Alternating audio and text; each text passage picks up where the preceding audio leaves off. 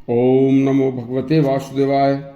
आज की कथा कश्मीर के विद्वान ब्राह्मण कैयट जी की है, जो गृहस्थी होकर भी साक्षात ब्रह्मा जी के समान थे। सुनिए, यह सत्य कथा आपने शायद ही सुनी होगी। कश्मीर के महाविद्वान, महाभाष्य के रचयिता, संस्कृत के अनेक शास्त्रों के रचयिता विद्वान ब्राह्मण कैयट जी कश्मीर में एक नगर से दूर एक झोपड़ी में पत्नी सहित निवास करते थे।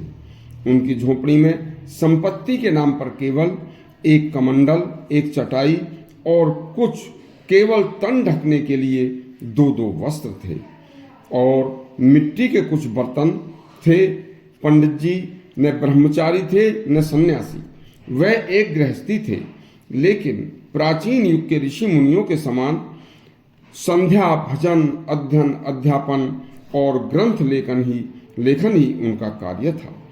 उन्होंने दान न लेने और भिक्षा न लेने का संकल्प ले रखा था।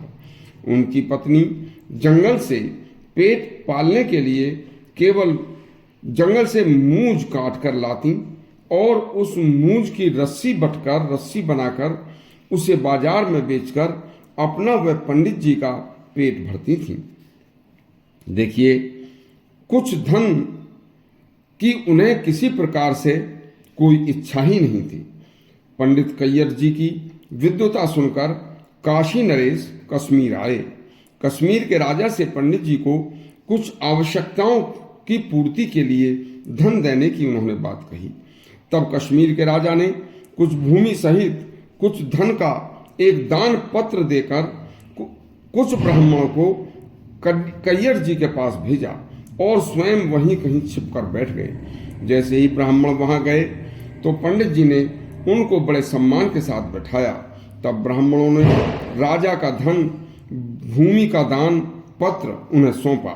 उसे देखते ही पंडित जी ने वह राजपत्र फाड़कर फेंक दिया और पत्नी से बोले, चलो हमारी पुस्तकें रस्सी में बांधो। और हम स्वयं चटाई और कमंडल उठाकर वहां से चल दिए। बस बोले, यहाँ का राजा हम ब्राह्मणों को लोभ में डालकर अनर्थ करना चाहता है।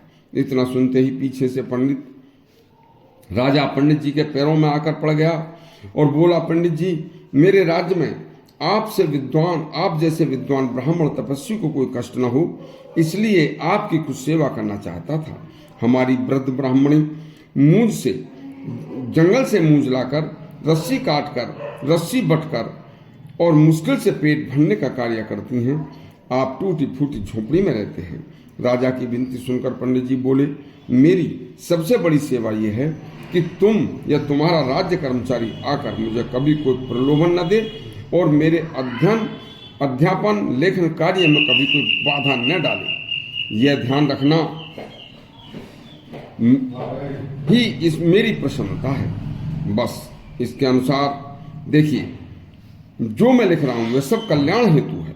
वित्ते रमस्य बहु मन मान्य, थोड़े में प्रसन्न रहना, शक्ति के अनुसार उद्योग करना और अपने को कभी दरिद्र निर्बल न समझना, तृष्णा को बढ़ने न देना, हमेशा संतोष में रहना ब्राह्मण का कार्य है। हमने किसी का दिया अन्न, वस्त्र, धन उपयोग न करने की शपथ ले रखी है। हमारी पत्नी अपने परिश्रम से जो जंगल में से मूंज लाकर रस्सी बनाकर बेचती हैं, यह हमारे उदर पूर्ति के लिए बहुत है। राजा बोला, महाराज, आप जैसे महान तपस्वी मेरा राज्य न छोड़ें। बस मैं आपकी बात का कभी उल्लंघन नहीं करूंगा। तो पवित्र ब्राह्मण पंडित कैयट जी जैसा धनलोभ से विरक्त हो, वह साक्षात ब्रह्मा जी के समान होते हैं। देखिए, आज कलयुग में जो ब्राह्मण लोभ व अत्यंत धन के वशीभूत हो गए हैं, वह ब्राह्मणत्व से दूर हैं। आपको यदि ब्राह्मण के ऊपर पंडित कैयट जी की कहानी अच्छी लगी हो तो हमारा चैनल सब्सक्राइब करें और घंटी दबाएं। धन्यवाद।